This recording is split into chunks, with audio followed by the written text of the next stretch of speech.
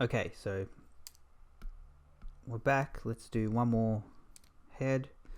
And I just want to do someone who's a bit heavier set. And then we'll move on and put some hair on the guys.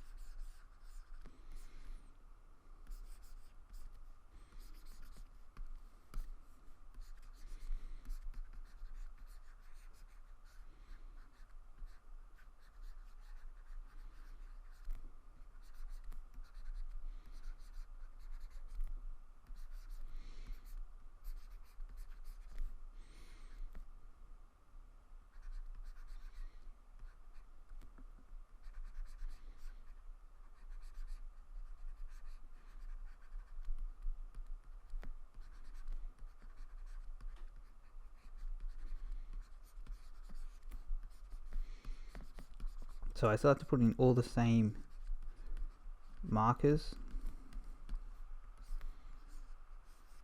even though this guy is going to be, like I said, heavy set.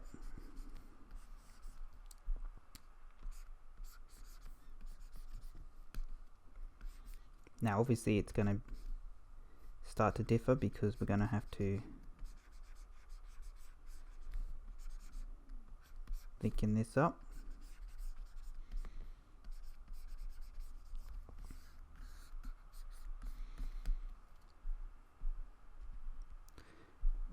Let's yeah, that's about, it's an alright size. Zoom in a bit and let's knock it back and get it going.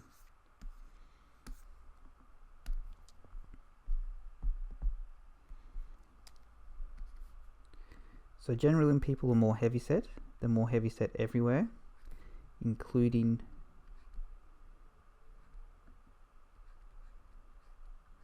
the nose.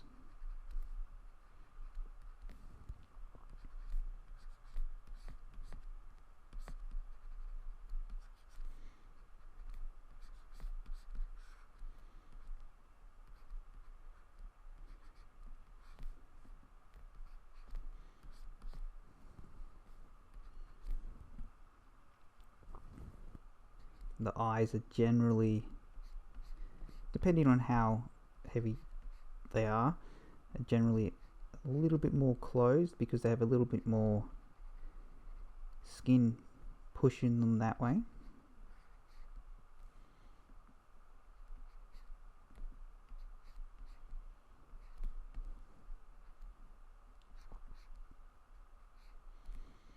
Now, as far as drawing people from different ethnic groups,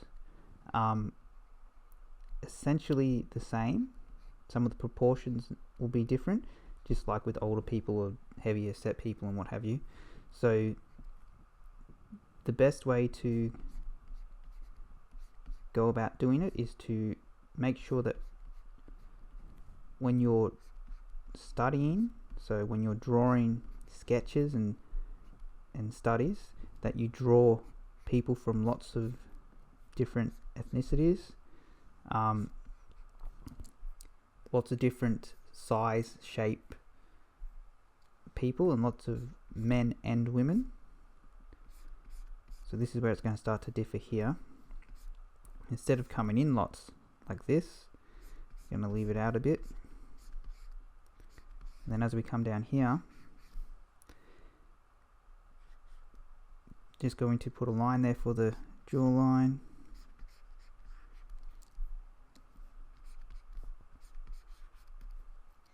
Now this is a really heavy set guy, just to exaggerate things for you.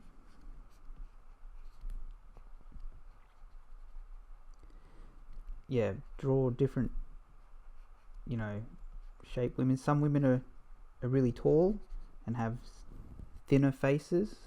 By thinner I mean longer. not necessarily skinny faces, but longer faces.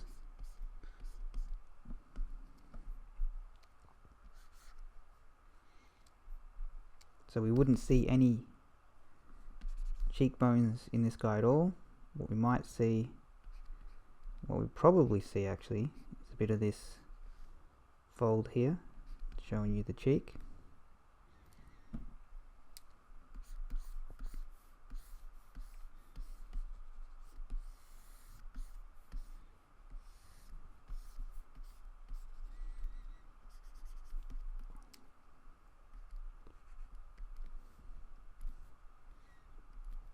Alright, so there we have our more heavyset guy.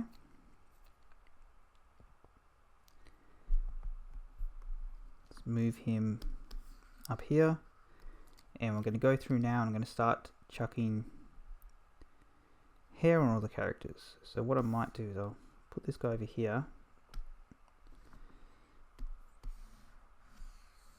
Let's grab this guy. Move him down by the side.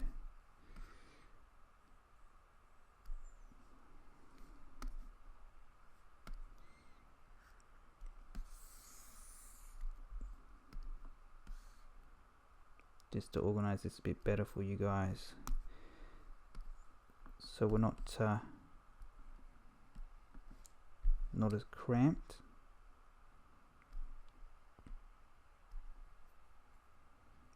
Alright, so let's get in here. We'll start off with this angry looking dude.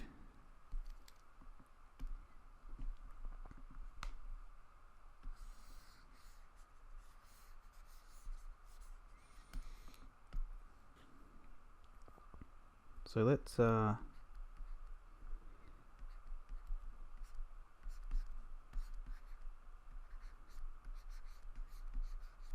see what we can come up with. So generally there is when you have a hairstyle, you know, and hair's just not left to grow scraggly, you will have a little seam.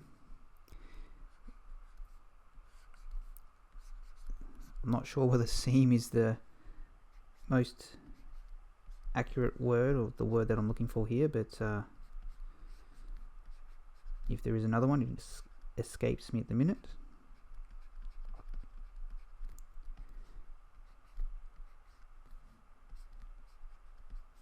Now, I like to just do lines to suggest the hair, as opposed to drawing lots of detail. But the thing to think about when you're doing hair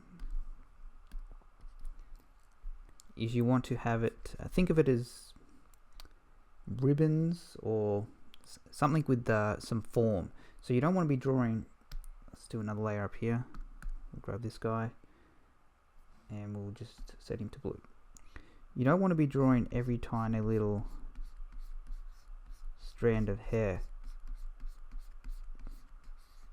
Okay, that's not how we do hair. What you would be doing is you'd be thinking of it like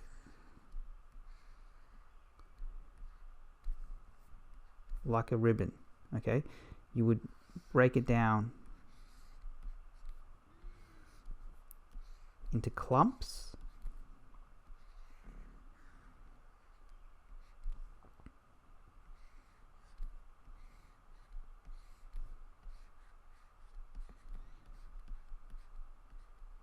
Like so.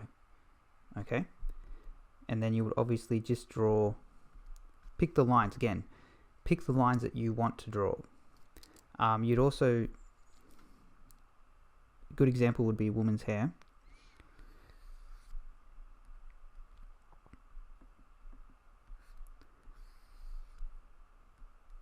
Is you'd want to do it, if you think of a ribbon,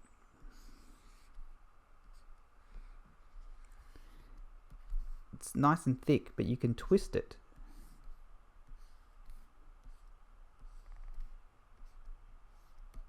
Like this. So this is the front and this was the back.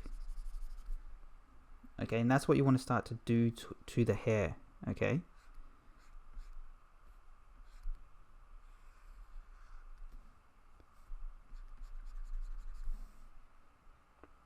Now, you don't have to do it so obviously.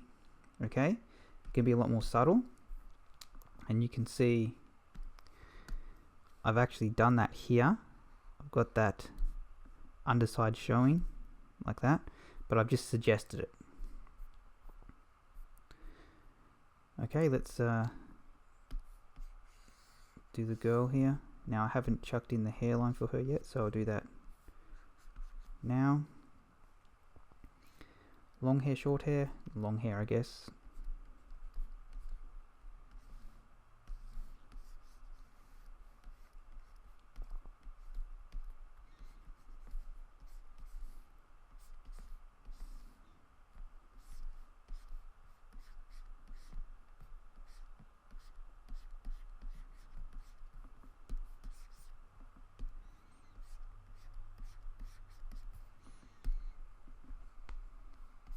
Obviously you wouldn't be able to see any of the ear if the hair is covering it.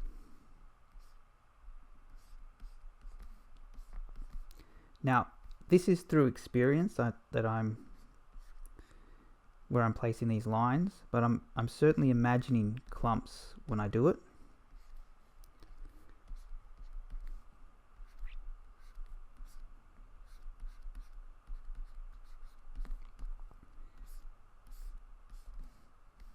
I'm also going through it pretty quickly. I would probably take my time a bit more and show a bit more care had I had more time to do it in, but obviously you guys don't have forever. Let's move on to the old guy now.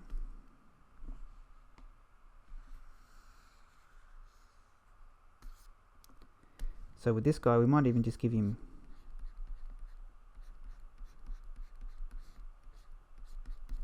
some clumps of hair, and we'll give him a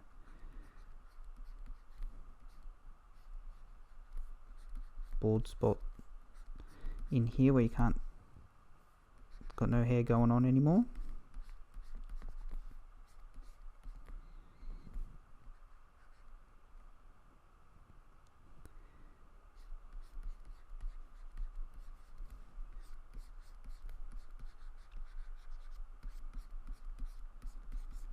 Something like this, maybe.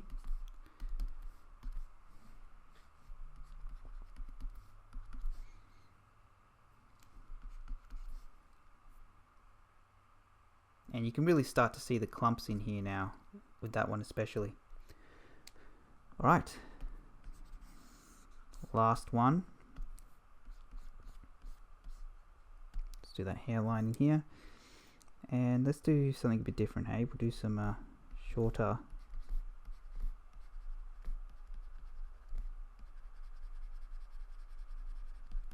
spikier hair.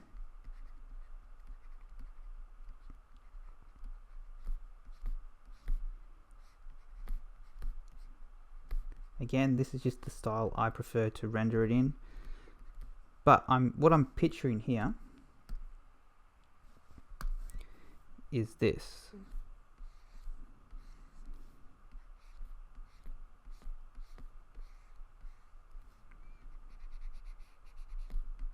So we have a nice thick band of spiky hair. Okay, that's what I'm imagining while I'm doing this one here, or visualizing, should I say.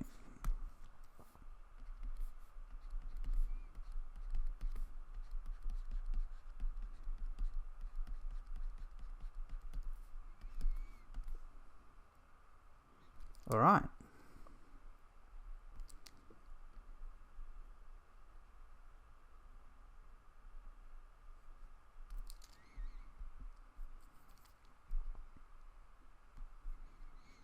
Okay, so there we have our heads with our hair there.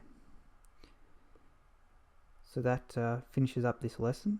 Hopefully you've got a good understanding of how to lay the head out and the basic proportions, as well as a good understanding of how to exaggerate them if you need to.